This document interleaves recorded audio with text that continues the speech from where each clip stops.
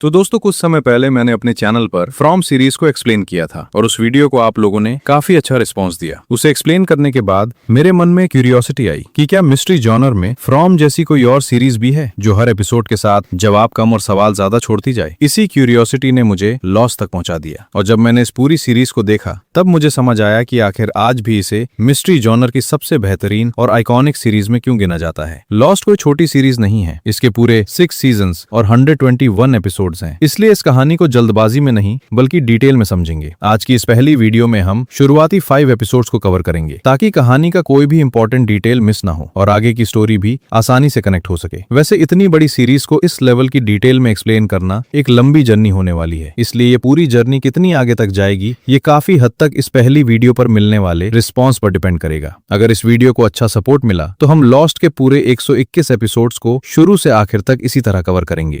इतना सब कहने के बाद अब बिना कोई समय बर्बाद किए चलते हैं इस कहानी की शुरुआत की तरफ। सिडनी ऑस्ट्रेलिया से लॉस एंजलिस जाने वाली ओशनिक एयरलाइंस फ्लाइट 815 बिल्कुल सामान्य तरीके से अपनी मंजिल की तरफ उड़ रही होती है। प्लेन के अंदर बैठे सभी पैसेंजर्स अपने अपने काम में व्यस्त होते हैं। कोई मैगजीन पढ़ रहा है, कोई खिड़की से बाहर बादलों को देख रहा है, तो कोई लंबी फ्लाइट होने की वजह से आराम कर रहा है। किसी को जरा सा भी अंदाजा नहीं है कि अगले कुछ मिनटों में उनकी जिंदगी हमेशा के लिए बदलने वाली है। इसी फ्लाइट की सीट 23A पर डॉक्टर जैक शेफर्ड शांत होकर बाहर देख रहा होता है। तभी एक फ्लाइट अटेंडेंट उसके पास आती है और मुस्कुराते हुए पूछती है कि उसे ड्रिंक कैसी लगी। जैक हल्के से मुस्कुराकर कहता है कि उतनी स्ट्रांग नहीं थी। उसका जवाब सुनकर फ्लाइट अटेंडेंट उसे 2 छोटी वोडका बॉटल्स दे देती है और आगे बढ़ जाती है। जैक उनमें से एक बॉटल पी लेता है और दूसरी अपनी कोट की पॉकेट में रख लेता है। कुछ ही देर बाद जैक अपनी सीट से उठकर आयल की तरफ बढ़ता है, लेकिन तभी एक घबराया हुआ पैसेंजर तेजी से उसके पास से निकलता है। उसके पीछे कैबिन क्रू भी भागती हुई दिखाई देती है। जैक कुछ समझ पाता उससे पहले ही उसके सामने वाली सीट पर बैठी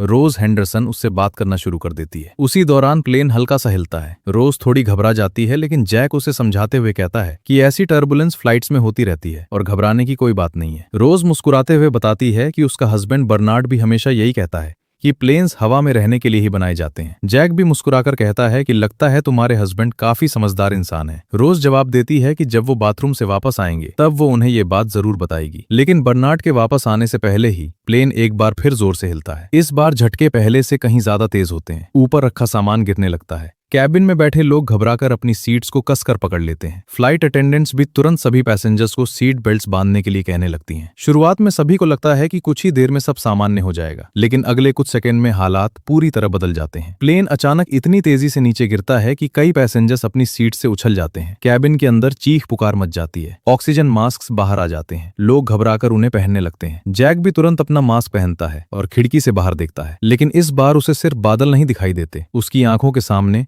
तेजी से समुद्र करीब आता हुआ दिखाई देता है। इसके बाद एक जोरदार धमाका होता है और अगले ही पल ओशनिक फ्लाइट 815 कई टुकड़ों में बिखर जाती है। कुछ पल के लिए सब कुछ अंधेरे में चला जाता है। जब जैक की आंख खुलती है तो वो किसी हॉस्पिटल या एयरपोर्ट में नहीं बल्कि एक घने बैम्बू के जंगल में पीठ के बल पड़ा होता है। जैक उसकी सांसें तेज चल रही होती हैं और चेहरे पर हल्की चोट के निशान साफ दिखाई दे रहे होते हैं। वो अभी भी पूरी तरह सदमे में होता है और समझ ही नहीं पाता कि आखिर उसके साथ हुआ क्या है। तभी उसके सामने एक गोल्डन लैब्राडोर रिट्रीवर आकर कुछ सेकंड के लिए उसे देखता है और फिर जंगल के अंदर भाग जाता है। जैक धीरे धीरे उठने की कोशिश करता है और अपने आसपास नजर दौड़ाता है, लेकिन हर तरफ सिर्फ ऊंचे बैम्बू के पेड़ दिखाई दे रहे होते हैं। वो खुद को संभालने के लिए एक बैम्बू का सहारा लेता है और तभी उसे अपनी कोट की पॉकेट में रखी हुई वही वोडका बॉटल मिल जाती है जिसे फ्लाइट अटेंडेंट ने थोड़ी देर पहले उसे दी थी। इससे उसे एहसास हो जाता है कि जो कुछ अभी हुआ वो कोई सपना नहीं बल्कि हकीकत थी। दूर से लगातार लोगों की चीखें सुनाई दे रही होती हैं। जैक बिना एक पल गवाए उसी दिशा में दौड़ पड़ता है। रास्ते में उसकी नजर एक पेड़ से लटकते हुए सफेद जूते पर पड़ती है, लेकिन उस समय उसके पास रुकने का वक्त नहीं होता। कुछ ही सेकंड बाद वो जंगल से बाहर निकलता है और उसके सामने जो नजारा होता है उसे देखकर कोई भी इंसान अंदर तक हिल जाए। पूरा बीच ओशनिक फ्लाइट 815 के मलबे से भरा पड़ा होता है। प्लेन का बीच वाला हिस्सा पूरी तरह तबाह हो चुका होता है। हर तरफ धुआं उठ रहा होता है। आग लगी हुई होती है। घायल लोग दर्द से चिल्ला रहे होते हैं। कोई अपने परिवार को ढूंढ रहा होता है तो कोई मदद के लिए आवाज लगा रहा होता है। लेकिन इतनी अफरा तफरी के बीच भी जैक घबराने के बजाय तुरंत लोगों की मदद करना शुरू कर देता है। वो सबसे पहले एक बेहोश आदमी की सांसें वापस लाने की कोशिश करता है, फिर दूसरे घायल की तरफ दौड़ता है। किसी का ब्लीडिंग रोकता है तो किसी को जलते हुए मलबे से दूर ले जाता है। तभी उसकी नजर प्लेन के अब भी चल रहे इंजन के पास भागते हुए एक सर्वाइवर पर पड़ती है। जैक बिना एक पल गवाए उसकी तरफ दौड़ पड़ता है और उसे रुकने के लिए जोर से आवाज भी लगाता है, लेकिन वो आदमी घबराहट में जैक की बात सुन ही नहीं पाता। अगले ही पल इंजन उसे अपनी तरफ खींच लेता है और कुछ ही सेकंड बाद एक जोरदार धमाके के साथ फट जाता है। ये खौफनाक मंजर जैक की आंखों के सामने होता है और उसी पल उसे एहसास हो जाता है कि क्रैश से बच जाना ही काफी नहीं है, क्योंकि खतरा अभी भी उनके चारों तरफ मौजूद है। चारों तरफ सिर्फ अफरा तफरी मची हुई होती है। कोई अपने परिवार के लोगों को ढूंढ रहा होता है, कोई दर्द से चीख रहा होता है, तो कोई सदमे में एक जगह खड़ा होकर सिर्फ प्लेन के मलबे को देख रहा होता है। इसी बीच जैक की नजर क्लेयर लिटिलटन पर पड़ती है, जो प्रेग्नेंट होती है और दर्द से कराह रही होती है। जैक तुरंत उसकी हालत देखता है और आसपास मौजूद लोगों से कहता है कि उसे थोड़ी खुली जगह पर ले जाएं, ताकि उसे सांस लेने में दिक्कत ना हो। इसके बाद वो एक बेहोश महिला रोज नाडलर को सीपीआर देकर उसकी सांसें वापस लाने की कोशिश करता है और फिर लगातार दूसरे घायलों की तरफ बढ़ता रहता है। इतने में उसकी नजर केट ऑस्टन पर पड़ती है, जो खुद भी इस हादसे से बची होती है। जैक उससे पूछता है कि क्या उसे सिलाई करनी आती है। केट हैरानी से उसकी तरफ देखती है और कहती है कि थोड़ी बहुत, लेकिन उसने कभी किसी इंसान पर ऐसा नहीं किया। जैक अपने बैग से मेडिकल किट निकालता है और उसे सुई धागा पकड़ाते हुए कहता है कि आज पहली बार करना पड़ेगा। केट घबराकर साफ मना कर देती है कि वो ये नहीं कर पाएगी, लेकिन जैक बिल्कुल शांत रहता है। वो कहता है कि अगर अभी ये घाव बंद नहीं किया गया तो थोड़ी देर बाद वो किसी की भी मदद करने की हालत में नहीं रहेगा। इसके बाद वो अपनी पॉकेट से वही छोटी वोडका बॉटल निकालता है और केट से कहता है कि पहले अपने हाथ साफ कर लो। केट उसके कहने पर वोडका अपने हाथों पर डालती है, लेकिन उसके चेहरे पर डर अब भी साफ दिखाई दे रहा होता है। तब जैक उसे शांत करने के लिए अपनी पहली स्पाइनल सर्जरी का किस्सा सुनाता है। वो बताता है कि पहली बार ऑपरेशन करने से पहले वो भी बुरी तरह डर गया था। उस वक्त उसके पिता ने उससे कहा था कि डर को खत्म करने की कोशिश मत करो, बस खुद को 5 सेकंड्स दो। उन 5 सेकंड्स में जितना डरना है डर लो, फिर गिनती खत्म होते ही बस अपना काम करना शुरू कर दो। जैक मुस्कुराते हुए केट से भी वही करने के लिए कहता है। पहले 5 तक गिनो, फिर सिर्फ घाव पर ध्यान दो। जैक की बात सुनने के बाद केट गहरी सांस लेती है, खुद को संभालती है और कांपते हाथों से उसके घाव पर स्टिचेस लगाना शुरू करती है। शुरुआत में उसके हाथ कांप रहे होते हैं और वो कहती है कि उसे उल्टी जैसी फीलिंग आ रही है, लेकिन जैक लगातार उससे बात करता रहता है ताकि उसका ध्यान डर से हट जाए। कुछ मिनटों बाद आखिरकार स्टिचेस पूरे हो जाते हैं। इसके बाद जैक बची हुई वोडका सीधे अपने घाव पर डाल देता है। तेज जलन के बावजूद वो बिना कुछ कहे दर्द सह लेता है। उसी समय बीच पर बाकी सर्वाइवर्स भी धीरे धीरे खुद को संभालने की कोशिश कर रहे होते हैं। सईद जरा हालात को देखते ही समझ जाता है कि अगर सभी लोग सिर्फ रेस्क्यू का इंतजार करते रहे तो मुश्किलें और बढ़ जाएंगी। इसलिए वो चलने फिरने की हालत में मौजूद सर्वाइवर्स को इकट्ठा करके अलग अलग काम बांटना शुरू कर देता है। कुछ लोगों को घायलों की मदद करने के लिए भेजा जाता है, तो कुछ प्लेन के मलबे से काम का सामान निकालने लगते हैं। दूसरी तरफ ह्यूगो रेस, जिसे ज्यादातर लोग हर्ली के नाम से जानते हैं, प्लेन के गैली से बचा हुआ खाना इकट्ठा कर रहा होता है। सबसे पहले वो क्लेयर लिटिलटन को 2 मील ट्रेस देता है, क्योंकि वो प्रेग्नेंट होती है। इसके बाद वो बाकी सर्वाइवर्स में भी खाना बांटना शुरू कर देता है। वहीं शैनन रदरफोर्ड बिल्कुल बेफिक्र होकर बैठी अपने टेनॉयल्स पर नेल पॉलिश लगा रही होती है। उसका सौतेला भाई बून कार्लाइल उसे एक चॉकलेट बार देता है, लेकिन शैनन उसे लेने से मना कर देती है। उसे अब भी पूरा भरोसा होता है कि रेस्क्यू टीम बहुत जल्द उन्हें ढूंढ लेगी और उन्हें यहाँ ज्यादा देर रुकना नहीं पड़ेगा। उधर जिनसू क्वॉन बार बार अपनी पत्नी सन से कोरियन भाषा में कह रहा होता है कि वो उससे एक पल के लिए भी दूर न जाए। आसपास मौजूद किसी भी सर्वाइवर को उनकी बात समझ नहीं आ रही होती, लेकिन दोनों के चेहरों पर साफ दिखाई दे रहा होता है कि वो इस हादसे से बुरी तरह डरे हुए हैं। धीरे धीरे शाम ढलने लगती है। क्रैश साइट पर फैला शोर पहले से थोड़ा कम हो जाता है, लेकिन किसी के चेहरे पर सुकून नहीं होता। तभी अचानक घने जंगल के अंदर से एक अजीब और बेहद डरावनी आवाज सुनाई देती है। उसके साथ ही ऐसा महसूस होता है जैसे कोई बहुत बड़ी चीज पेड़ों को तोड़ती हुई आगे बढ़ रही हो। बीच पर मौजूद सभी लोग एकदम खामोश होकर उसी दिशा में देखने लगते हैं। कुछ ही सेकंड बाद वो आवाज अचानक बंद हो जाती है, लेकिन उस रात किसी भी सर्वाइवर की आंखों में नींद नहीं होती, क्योंकि अब उन्हें यकीन हो चुका होता है कि इस आइलैंड पर वो अकेले नहीं है। अगली सुबह सूरज निकलते ही सभी सर्वाइवर्स फिर से उम्मीद के साथ रेस्क्यू का इंतजार करने लगते हैं। तभी केट को प्लेन के कॉकपिट में मौजूद इमरजेंसी ट्रांसीवर याद आता है, जिससे शायद बाहर की दुनिया से संपर्क किया जा सकता था। जैक को भी ये बात सही लगती है और वो तुरंत कॉकपिट तक जाने का फैसला कर लेता है। चार्ली पेस भी बिना ज्यादा सोचे उनके साथ चलने के लिए तैयार हो जाता है। तीनों थोड़ा बहुत जरूरी सामान अपने साथ लेते हैं और बाकी सर्वाइवर्स को बीच पर छोड़कर घने जंगल की तरफ बढ़ने लगते हैं। किसी को भी अंदाजा नहीं होता कि इस सफर में उनका सामना ऐसी चीज से होने वाला है जो इस आइलैंड का पहला और सबसे बड़ा रहस्य बनने वाली थी। जंगल के अंदर कदम रखते ही चारों तरफ सिर्फ ऊंचे बैम्बू के पेड़ और घनी झाड़ियां दिखाई दे रही होती हैं। रास्ता आसान नहीं होता, इसलिए तीनों धीरे धीरे आगे बढ़ते रहते हैं। कुछ देर तक तीनों में से कोई कुछ नहीं बोलता। तभी केट चार्ली की तरफ देखते हुए कहती है कि उसका चेहरा उसे कहीं देखा हुआ लग रहा है। चार्ली हल्का सा मुस्कुराता है और बताता है कि वो British rock band drive shaft का बैसेट है। ये सुनते ही केट को याद आता है कि उसकी एक दोस्त उस बैंड की बहुत बड़ी फैन थी। चार्ली मजाक में कहता है कि अगर उसकी दोस्त फैन थी तो वो जरूर स्मार्ट होगी। कुछ पल के लिए माहौल हल्का हो जाता है, लेकिन जैक का पूरा ध्यान अब भी कॉकपिट तक पहुंचने पर ही होता है। चलते चलते अचानक मौसम बदलने लगता है और तेज बारिश शुरू हो जाती है। तीनों भीगते हुए आगे बढ़ते रहते हैं। तभी पेड़ों के बीच उन्हें प्लेन का अगला हिस्सा दिखाई देता है। वो कई बड़े पेड़ों के सहारे बुरी तरह अटका हुआ होता है। उसे देखकर साफ पता चल रहा होता है कि क्रैश कितना भयानक रहा होगा। जैक सबसे पहले ऊपर चलना शुरू करता है, उसके पीछे केट और फिर चार्ली भी अंदर पहुंच जाते हैं। प्लेन के अंदर हर तरफ टूटा हुआ सामान और कई यात्रियों की लाशें पड़ी होती हैं। चार्ली घबराकर कहता है कि ट्रांसमीटर मिलते ही उन्हें तुरंत यहां से निकल जाना चाहिए। जैक कॉकपिट का दरवाजा खोलने की कोशिश करता है, लेकिन वो अंदर से फंसा हुआ होता है। काफी जोर लगाने के बाद जैसे ही दरवाजा खुलता है, एक शव बाहर गिर पड़ता है। तीनों एक पल के लिए सन्न रह जाते हैं। जैक तुरंत केट से पूछता है कि वो ठीक है या नहीं। फिर दोनों कॉकपिट के अंदर बैठे पायलट की तरफ बढ़ते हैं। उसी समय चार्ली कहता है कि वो जरा रेस्टरूम देखकर आता है और कॉकपिट से पीछे की तरफ चला जाता है। कॉकपिट के अंदर से किसी के जोर जोर से सांस लेने की आवाज आने लगती है। जैक और केट तुरंत उसकी तरफ दौड़ते हैं। सामने बैठा पायलट अभी जिंदा होता है, लेकिन उसके सिर पर गहरी चोट लगी होती है। जैक जल्दी से उसकी नब्ज चेक करता है और उसे होश में लाने की कोशिश करता है। कुछ ही देर बाद पायलट धीरे धीरे अपनी आंखें खोलता है। पहले तो उसे भी समझ नहीं आता कि आखिर हुआ क्या है, लेकिन जैसे ही उसे जैक दिखाई देता है, वो तुरंत पूछता है कि बाकी लोग कहाँ हैं। जैक उसे बताता है कि प्लेन क्रैश हो चुका है और जो लोग बचे हैं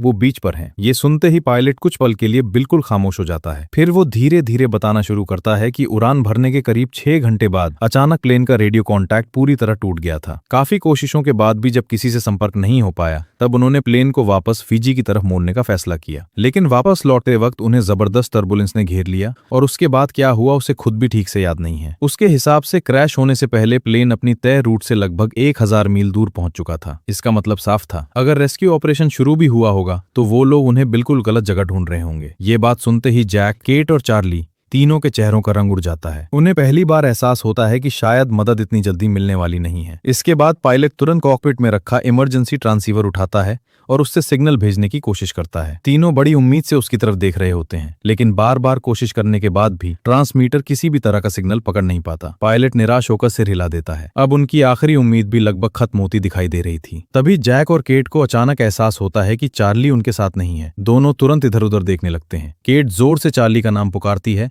लेकिन कोई जवाब नहीं मिलता। कुछ सेकंड बाद चार्ली कॉकपिट के पीछे वाले रेस्टरूम से बाहर आता है। केट उससे पूछती है कि वो वहां क्या कर रहा था। चार्ली बात को टालने की कोशिश करता है और कहता है कि वो बस रेस्टरूम इस्तेमाल करने गया था। जैक उस समय इस बात पर ज्यादा ध्यान नहीं देता, क्योंकि उसकी पूरी चिंता ट्रांसमीटर और पायलट की हालत को लेकर होती है। तभी अचानक वही रहस्यमयी आवाज एक बार फिर सुनाई देती है, लेकिन इस बार पहले से कहीं ज्यादा करीब। पूरा प्लेन हल्का हल्का कांपने लगता है। बाहर पेड़ों के टूटने की आवाजें लगातार तेज होती जा रही होती हैं। पायलट का चेहरा एकदम बदल जाता है। वो घबराकर खिड़की से बाहर देखने की कोशिश करता है और फिर बिना 1 सेकंड गंवाए जैक से कहता है, भागो, अभी इसी वक्त यहां से निकल जाओ। लेकिन तब तक बहुत देर हो चुकी होती है। अगले ही पल कॉकपिट के बाहर किसी बेहद ताकतवर चीज का जोरदार हमला होता है। पूरा प्लेन बुरी तरह हिल जाता है। जैक, केट और चार्ली खुद को संभालने की कोशिश करते हैं। तभी पायलट अचानक अपनी सीट से बाहर की तरफ खिंच जाता है। सब कुछ इतनी तेजी से होता है कि किसी को प्रतिक्रिया देने का मौका तक नहीं मिलता। जैक उसे पकड़ने की कोशिश करता है, लेकिन नाकाम रहता है। कुछ ही पलों में पायलट अंधेरे जंगल के अंदर गायब हो जाता है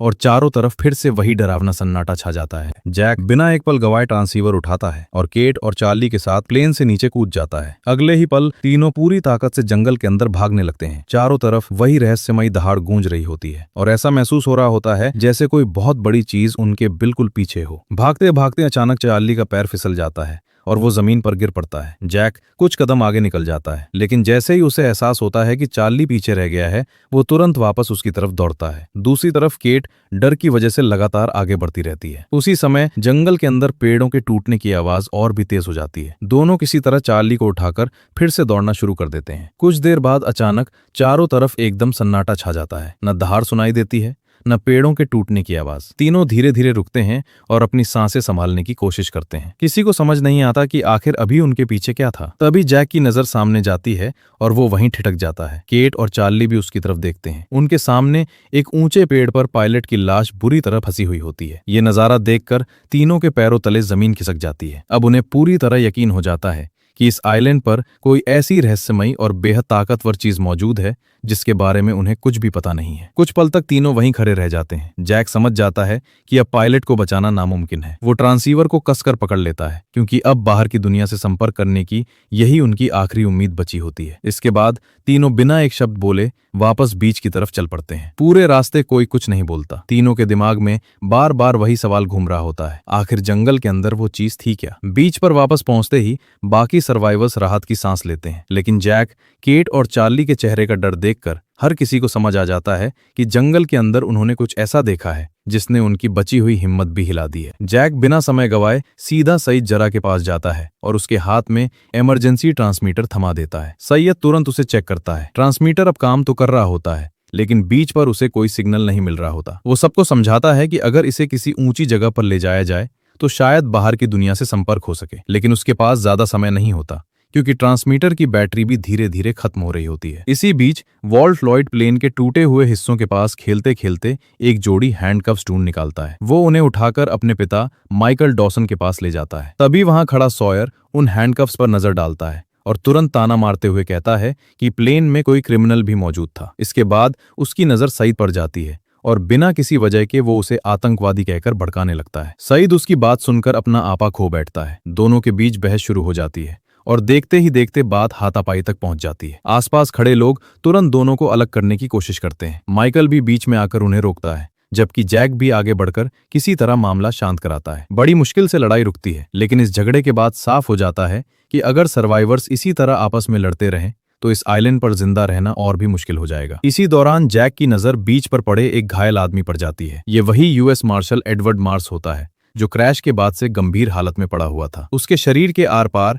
प्लेन का एक नुकीला धातु का टुकड़ा धंसा हुआ होता है। जैक उसकी हालत देखकर समझ जाता है कि अगर तुरंत इलाज नहीं किया गया तो उसका बचना लगभग नामुमकिन है। जैक तुरंत मार्शल की जांच शुरू कर देता है और हर्ली को आवाज लगाकर कहता है कि जितनी भी मेडिकल सप्लाईज मिल सकें वो लेकर आएं। हर्ली बिना कोई सवाल किए तुरंत जरूरी सामान ढूंढने निकल जाता है। जैक बहुत सावधानी से मार्शल की चोट का निरीक्षण करता है। वो अच्छी तरह जानता था कि शरीर में धसी उस धातु की चीज को निकालना बेहद खतरनाक होगा, लेकिन अगर उसे वहीं छोड़ दिया गया तो उसकी जान बचने की उम्मीद भी लगभग खत्म हो जाएगी। दूसरी तरफ सईद एक बार फिर ट्रांसीवर को चेक करता है और सभी को बताता है कि बीच पर रहकर कोई फायदा नहीं होगा। सिग्नल पाने के लिए उन्हें आइलैंड की किसी ऊंची जगह तक जाना ही पड़ेगा। समय बहुत कम था और बैटरी भी ज्यादा देर साथ देने वाली नहीं थी। काफी सोचने के बाद एक छोटा सा ग्रुप तैयार किया जाता है। Sayid Jarrah, Kate Austen, Charlie Pace Boone, Carlisle, Shannon Rutherford और सॉयर ट्रांसमीटर लेकर आइलैंड के अंदर जाने के लिए तैयार हो जाते हैं। सैयद सबको साफ शब्दों में समझा देता है कि ये सफर आसान नहीं होगा, लेकिन अगर उन्होंने ये कोशिश नहीं की तो शायद बाहर की दुनिया से संपर्क करने का आखिरी मौका भी हमेशा के लिए खत्म हो जाएगा। दूसरी तरफ जैक बीच पर रुककर मार्शल की जान बचाने की तैयारी में जुट जाता है, जबकि सईद का ग्रुप ट्रांसीवर लेकर आइलैंड के अंदर एक नई और पहले से भी ज्यादा खतरनाक यात्रा पर निकल पड़ता है। सैयद सबसे आगे चल रहा होता है। उसके हाथ में ट्रांसीवर होता है और वो लगातार आसपास के ऊंचे हिस्सों पर नजर रख रहा होता है। उसके पीछे केट, चार्ली, बून, शैनन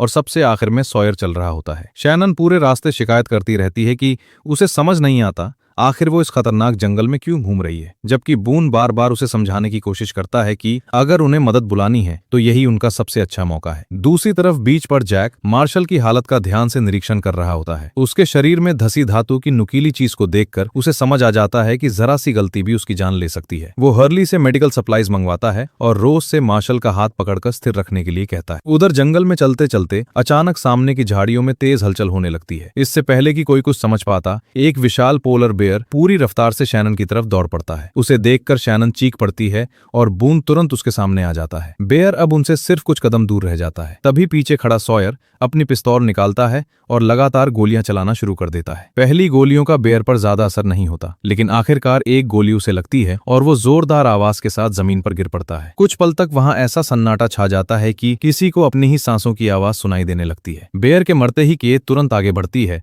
और सॉयर के हाथ से पिस्तौल ले लेती है। सईद हैरानी से पूछता है कि उसके पास बंदूक आई कहां से। सईद बेपरवाही से जवाब देता है कि उसने ये मार्शल से ली थी। ये सुनते ही सैयद का शक और गहरा हो जाता है। वो साफ कहता है कि अगर मार्शल किसी को हथकड़ी लगाकर ले जा रहा था तो हो सकता है असली कैदी वही हो। सॉयर गुस्से में उसकी बात का जवाब देता है, लेकिन केट बीच में आकर दोनों को शांत करा देती है। अभी उनके लिए सबसे जरूरी काम ऊंची जगह तक पहुंचना था। इसी दौरान बीच पर मार्शल को थोड़ी देर के लिए होश आ जाता है। वो मुश्किल से अपनी आंखें खोलता है और सामने बैठे जैक को देखकर धीमी आवाज में सिर्फ एक ही सवाल पूछता है, वो कहाँ है। जैक पहले तो समझ नहीं पाता कि वो किसकी बात कर रहा है। मार्शल दोबारा वही सवाल दोहराता है, लेकिन दर्द की वजह से उसकी आवाज और भी धीमी पड़ जाती है। जैक उसे शांत रहने के लिए कहता है और फिर से उसका इलाज शुरू कर देता है। उधर सईद का ग्रुप लगातार चढ़ाई करता हुआ आखिरकार आइलैंड की एक ऊंची पहाड़ी तक पहुंच जाता है। सैयद बिना देर किए ट्रांसमीटर चालू करता है। कुछ सेकंड तक सिर्फ खरखराहट सुनाई देती है, फिर अचानक सिग्नल मिल जाता है। सभी के चेहरों पर उम्मीद लौट आती है, लेकिन अगले ही पल उन्हें एहसास होता है कि ये उनका सिग्नल नहीं है। कोई दूसरी ट्रांसमिशन उसी फ्रीक्वेंसी पर लगातार चल रही होती है। सैयद कुछ देर तक उस फ्रेंच ट्रांसमिशन को ध्यान से सुनता रहता है, फिर वो जल्दी जल्दी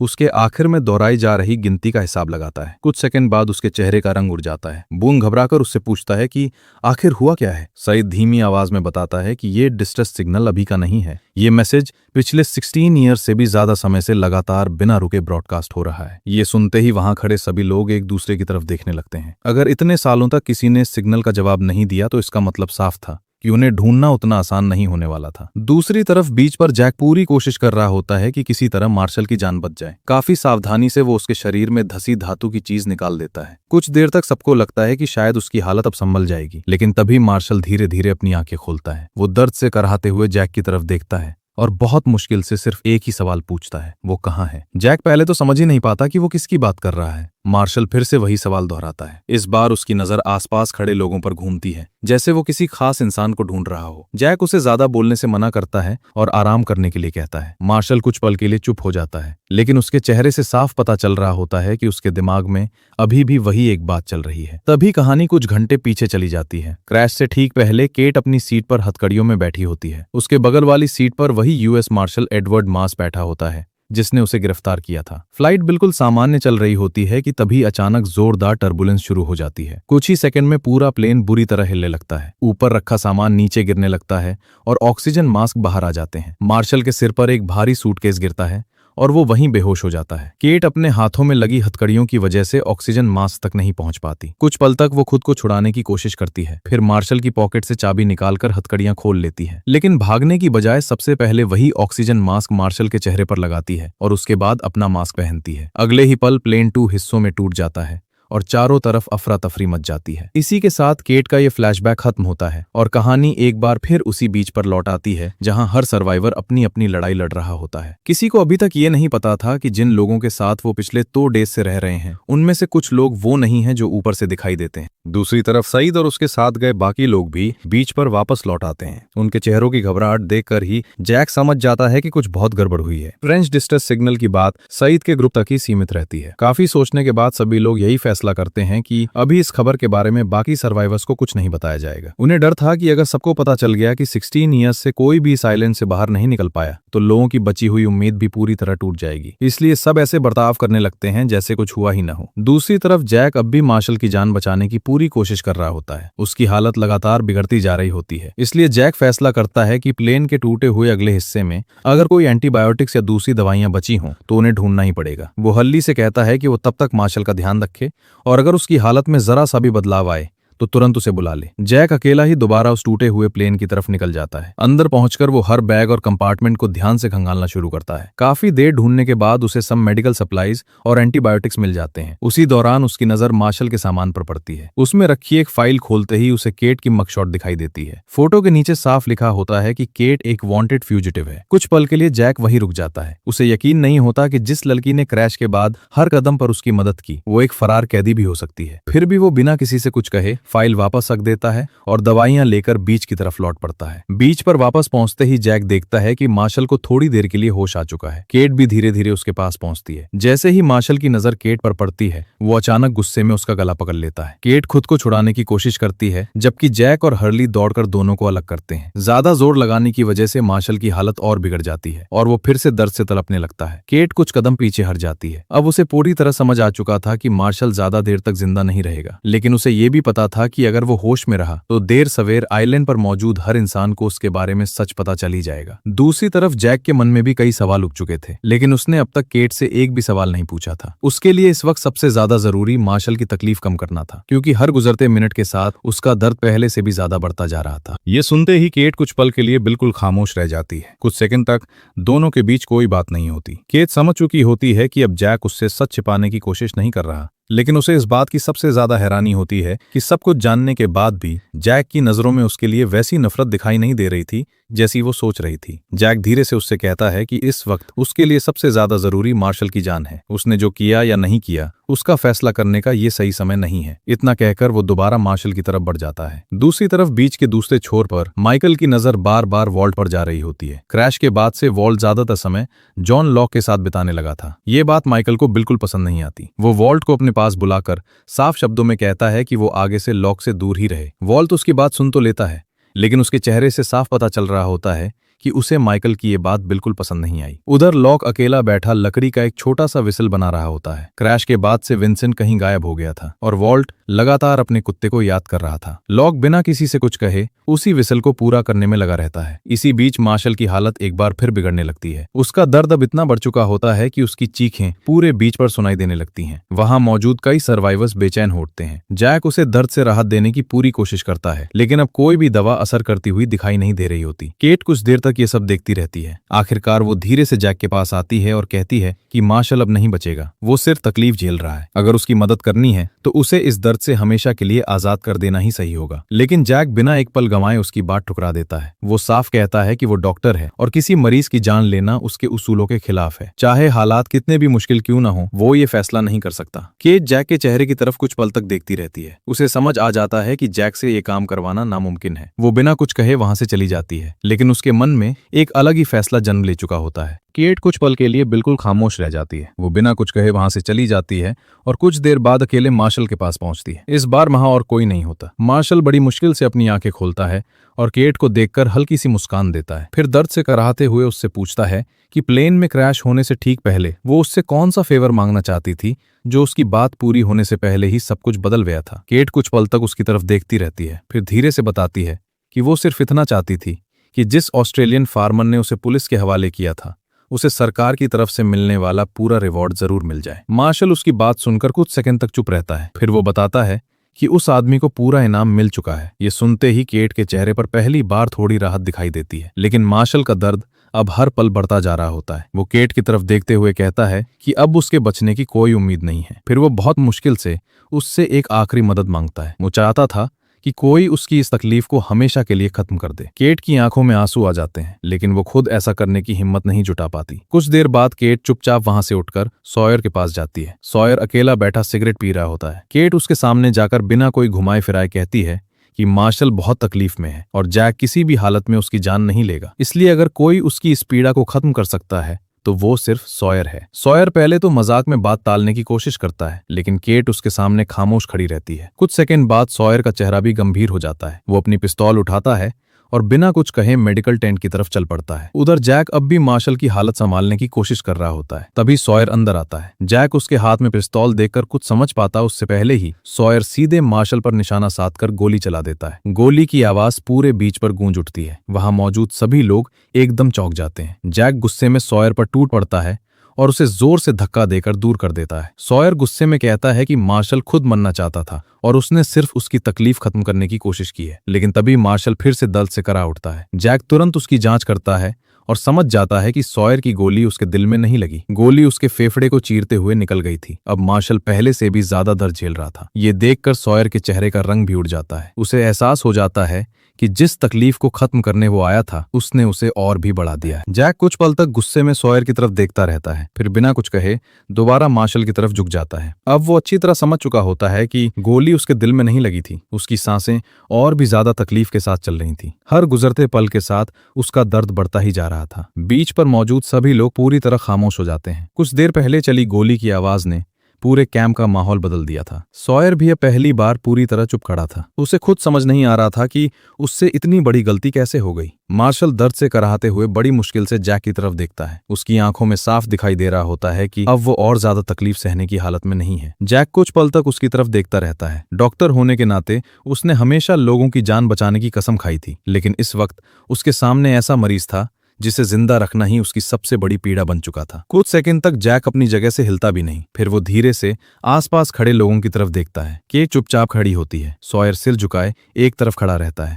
कुछ देर बाद जैक अकेला बीच के किनारे जाकर खड़ा हो जाता है। केट धीरे धीरे उसके पास पहुंचती है। वो कहती है कि अगर जैक चाहे तो वो उसे अपने अतीत के बारे में सब कुछ बता सकती है। लेकिन जैक हल्की सी मुस्कान के साथ उसकी बात बीच में ही रोक देता है। वो कहता है कि प्लेन क्रैश से पहले हर किसी की अपनी एक अलग जिंदगी थी। किसी ने अच्छी जिंदगी जी, किसी ने बुरी, लेकिन अब वो सब पीछे छूट चुका है। इस आइलैंड पर मौजूद हर इंसान को एक नई शुरुआत करने का मौका मिला है। अगर केट अपना अतीत पीछे छोड़ना चाहती है तो उसे उसके बारे में कुछ जानने की जरूरत नहीं है। अब सबसे ज्यादा मायने ये रखता है कि वो आज कैसी इंसान है, ना कि पहले कैसी थी। जैक की ये बात सुनकर केट की आंखें भर आती हैं। शायद क्रैश के बाद पहली बार किसी ने उसके अतीत से पहले उस पर भरोसा किया था। दोनों कुछ देर तक चुपचाप समंदर की तरफ देखते रहते हैं, जबकि दूर उगता हुआ सूरज इस रहस्यमयी आइलैंड पर एक नए दिन की शुरुआत कर रहा होता है। क्रैश के बाद बीच पर मौजूद सभी सर्वाइवर्स अचानक प्लेन के पास से आती एक अजीब सी आवाज सुनते हैं। कुछ पल के लिए हर कोई डर जाता है। सबको लगता है कि शायद वही रहस्यमयी मॉन्स्टर एक बार फिर लौट आया है। लेकिन जब कुछ लोग हिम्मत करके उस तरफ जाकर देखते हैं तो पता चलता है कि वो कोई मॉन्स्टर नहीं बल्कि जंगली सूअरों का एक झुंड था। तब जाकर सभी राहत की सांस लेते हैं। अगली सुबह जॉन लॉक सबको बताता है कि उसके सामान में कुछ हंटिंग नाइफ्स हैं। खाने का सामान लगभग खत्म हो चुका था, इसलिए वो माइकल और केट के साथ जंगल में सूअरों का शिकार करने निकल पड़ता है ताकि पूरे कैंप के लिए खाने का इंतजाम किया जा सके। लेकिन केट का असली मकसद शिकार करना नहीं था। सईद ने उसके लिए एक छोटा सा ट्रांसमीटर तैयार किया था। केट को उस आइलैंड के किसी ऊंचे हिस्से में लगाना था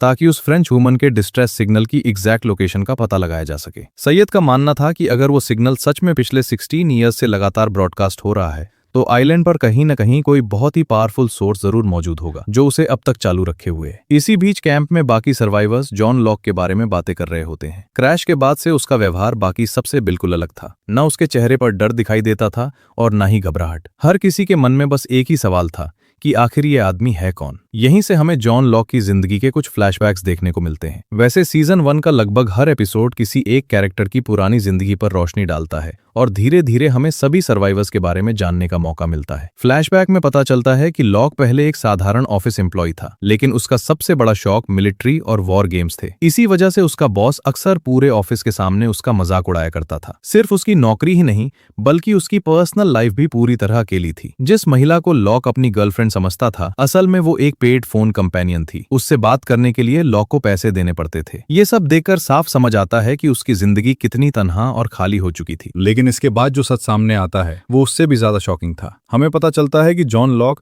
असल में चल ही नहीं सकता था। वो कई सालों से व्हीलचेयर पर अपनी जिंदगी गुजार रहा था। उसका सबसे बड़ा सपना था ऑस्ट्रेलिया के आउटबैक में होने वाली एक स्पिरिचुअल वॉकअबाउट का हिस्सा बनना। लेकिन जब वो वहां पहुंचता है तो ऑर्गेनाइजर्स उसकी मेडिकल कंडीशन देखकर साफ मना कर देते हैं। उनका कहना था कि वो इस सफर के लिए फिजिकली फिट नहीं है। ये सुनते ही लॉक पूरी तरह टूट जाता है। गुस्से और दर्द में वो बार बार सिर्फ एक ही बात कहता है, मुझे मत बताओ कि मैं क्या कर सकता हूं और क्या नहीं। उस वक्त शायद उसे भी नहीं पता था कि आगे चलकर यही लाइन उसके पूरे कैरेक्टर की पहचान बन जाएगी। इसके बाद कहानी एक बार फिर क्रैश के ठीक बाद वाले पल में लौटती है। वही पल जब लॉक पहली बार होश में आया था। उस समय जहां बाकी सभी लोग अपनी जान बचाने की कोशिश कर रहे थे, वहीं लॉक जमीन पर बैठा मुस्कुरा रहा था। शुरुआत में उसकी मुस्कान का कारण किसी को समझ नहीं आता, लेकिन अगले ही पल वो धीरे धीरे उठकर अपने पैरों पर खड़ा हो जाता है। जो इंसान सालों से व्हीलचेयर पर था, वो अब बिना किसी सहारे के चल रहा था। यही वजह थी कि उसके चेहरे पर डर नहीं बल्कि एक अजीब सी खुशी दिखाई दे रही थी। उसके लिए ये किसी मिरेकल से कम नहीं था। तभी से लॉक बार बार एक ही बात दोहरा रहा था कि इस आइलैंड पर कोई चमत्कार हुआ है। लेकिन सबसे बड़ा सवाल यही था कि आखिर ऐसा कैसे हुआ? क्या सच में इस आइलैंड में कोई रहस्यमयी ताकत थी, या फिर क्रैश के दौरान उसके शरीर में कुछ ऐसा हुआ जिसने उसे दोबारा चलने लायक बना दिया? दूसरी तरफ प्रेजेंट टाइम में लॉक, केट और माइकल जंगल के अंदर आगे बढ़ते रहते हैं। लॉक लगातार सूअरों के पैरों के निशान देखता हुआ उनका पीछा कर रहा होता है। वहीं केट सही मौका देखकर साइद का बनाया हुआ ट्रांसमीटर किसी ऊंचे पेड़ पर लगाने की कोशिश करती है, जबकि माइकल नीचे खड़ा उसकी मदद कर रहा होता है। तभी अचानक पूरे जंगल में वही रहस्यमयी मॉन्स्टर की डरावनी आवाज गूंज उठती है। आवाज इतनी करीब होती है कि केट घबरा जाती है और उसके हाथ से ट्रांसमीटर नीचे गिरकर टूट जाता है। उसी समय डरकर जंगली सूअरों का झुंड उनकी तरफ भागने लगता है। माइकल उन्हें रोकने की कोशिश करता है, लेकिन एक सूअर उसे जोर से टक्कर मार देता है। वो नीचे गिर पड़ता है और उसके पैर में बुरी तरह चोट लग जाती है। केट तुरंत उसके पास पहुंचती है। वो समझ जाती है कि अब आगे बढ़ना खतरे से खाली नहीं है, इसलिए वो घायल माइकल को सहारा देकर वापस कैंप की तरफ ले जाने का फैसला करती है। लेकिन जॉन लॉक वहीं रुक जाता है। उसके चेहरे पर डर का नामो निशान नहीं होता। वो शांत आवाज में सिर्फ इतना कहता है कि वो बिना शिकार किए वापस नहीं लौटेगा। केट कुछ पल तक उसकी तरफ देखती रहती है, फिर मजबूरी में माइकल को लेकर वापस बीच की तरफ चल पड़ती है, जबकि लॉक अकेला उस घने जंगल के और भी अंदर चला जाता है। अब जंगल में चारों तरफ सिर्फ सन्नाटा था। लॉक पूरी सावधानी से आगे बढ़ता रहता है। तभी अचानक उसे फिर से वही रहस्यमयी आवाज सुनाई देती है जो क्रैश के पहले दिन से सभी सर्वाइवर्स को डरा रही थी। इस बार वो आवाज पहले से भी ज्यादा करीब थी, लेकिन हैरानी की बात यह थी कि जहां कोई और इंसान डरकर भागने की कोशिश करता, वहीं लॉक बिल्कुल भी नहीं घबराता। वो अपनी जगह पर शांत खड़ा रहता है और धीरे धीरे उस दिशा में देखने लगता है जिधर से आवाज आ रही होती है। कुछ ही सेकंड बाद आसपास के पेड़ जोर जोर से हिलने लगते हैं। ऐसा लग रहा होता है जैसे कोई बहुत बड़ी और ताकतवर चीज जंगल के अंदर से उसकी तरफ बढ़ रही हो। पत्तों की सरसराहट और टूटती हुई टहनियों की आवाज पूरे जंगल में गूंजने लगती है, लेकिन लॉक के चेहरे पर डर की जगह एक अलग ही एहसास दिखाई देता है। वो भागने की बजाय उसी जगह खड़ा रहता है और लगातार सामने देखता रहता है। ऐसा लग रहा था जैसे वो उस रहस्यमयी मॉन्स्टर से डर नहीं रहा, बल्कि उसे समझने की कोशिश कर रहा हो। अगले ही पल वो आवाज बिल्कुल उसके सामने आकर रुक जाती है। हवा तेजी से चलने लगती है और आसपास के पेड़ जोर जोर से हिलने लगते हैं। कुछ पल के लिए लॉक और उस अनदेखी चीज के बीच बस कुछ ही कदमों का फासला रह जाता है। लॉक बिना पलक झपकाए उसी तरफ देखता रहता है। उसके चेहरे पर एक हल्की सी मुस्कान आ जाती है, जैसे उसे उस चीज से कोई डर नहीं बल्कि किसी जवाब का इंतजार हो। कुछ सेकंड तक पूरा जंगल बिल्कुल शांत हो जाता है। दूसरी तरफ बीच पर केट घायल माइकल को वापस लेकर पहुंच चुकी होती है। सभी लोग उसके पैर की चोट देखकर चिंतित हो जाते हैं, लेकिन केट की नजर बार बार जंगल की तरफ जा रही होती है। उसे समझ नहीं आ रहा था कि लॉक अभी तक वापस क्यों नहीं लौटा। उधर लॉक अब भी अकेला जंगल के अंदर था। उसे देखकर ऐसा बिल्कुल नहीं लग रहा था कि उसने अभी अभी मौत का सामना किया है, बल्कि उसके चेहरे पर पहले से भी ज्यादा शांति दिखाई दे रही थी, जैसे उस रहस्यमयी आइलैंड ने उसे कोई ऐसा एहसास दिया हो जिसे बाकी लोग अभी तक समझ ही नहीं पाए थे। तो अब कहानी आगे बढ़ती है 5वें एपिसोड की तरफ। इस बार कहानी का फोकस जैक शेफर्ड पर रहता है। सबसे पहले हमें जैक के बचपन का एक फ्लैशबैक देखने को मिलता है। उस समय जैक एक दूसरे लड़के को कुछ बदमाश बच्चों से बचाने की कोशिश कर रहा होता है, लेकिन इस चक्कर में वो खुद भी बुरी तरह पिट जाता है। बाद में उसके पिता क्रिश्चियन शेफर्ड उसके पास आते हैं और उसे समझाते हैं कि हर बार हीरो बनने की कोशिश करना सही नहीं होता। कभी कभी पीछे हटना भी जरूरी होता है, क्योंकि इंसान हर किसी को बचा नहीं सकता। इसी बातचीत के दौरान हमें यह भी पता चलता है कि क्रिश्चियन को शराब पीने की आदत थी। वो जैक को समझाते हैं कि एक सर्जन होने के नाते उन्हें रोज ऐसे मरीज देखने पड़ते हैं जिनकी जान हमेशा नहीं बचाई जा सकती। इसलिए वो कोशिश करते हैं कि हॉस्पिटल का दर्द हॉस्पिटल में ही छोड़ दें और अपनी निजी जिंदगी को उससे अलग रखें। हालांकि वो कभी खुलकर ये नहीं मानते कि अपने उसी दर्द से बचने के लिए उन्होंने शराब का सहारा लेना शुरू कर दिया था। खैर, कहानी एक बार फिर प्रेजेंट टाइम में लौट आती है। आइलैंड पर जैक को बार बार अपने पिता दिखाई देने लगते हैं। वो दूर जंगल के अंदर खड़े होते हैं। जैक उन्हें देखकर तुरंत उनके पीछे भागता है, लेकिन जैसे ही वो उस जगह पहुंचता है वहां कोई भी नहीं होता। उसके पिता जैसे अचानक हवा में गायब हो जाते हैं। ये बात इसलिए और भी ज्यादा चौंकाने वाली थी क्योंकि क्रिश्चियन शेफर्ड अब इस दुनिया में थे ही नहीं। उनकी मौत हो चुकी थी और जैक उसी ओशियानिक फ्लाइट 815 में उनके कॉफिन को लेकर लॉस एंजलिस जा रहा था। इसके बाद हमें एक और फ्लैशबैक देखने को मिलता है। एयरपोर्ट पर जैक एयरलाइन स्टाफ से लगातार रिक्वेस्ट कर रहा होता है कि किसी भी तरह उसके पिता के कॉफिन को उसी फ्लाइट में भेज दिया जाए। उसके पास कुछ जरूरी डॉक्यूमेंट्स नहीं थे, लेकिन फिर भी वो बार बार यही कहता है कि वो बस अपने पिता को आखिरी बार घर ले जाकर उन्हें दफनाना चाहता है, ताकि उसकी जिंदगी का ये चैप्टर हमेशा के लिए खत्म हो सके और उसे थोड़ा सुकून मिल पाए।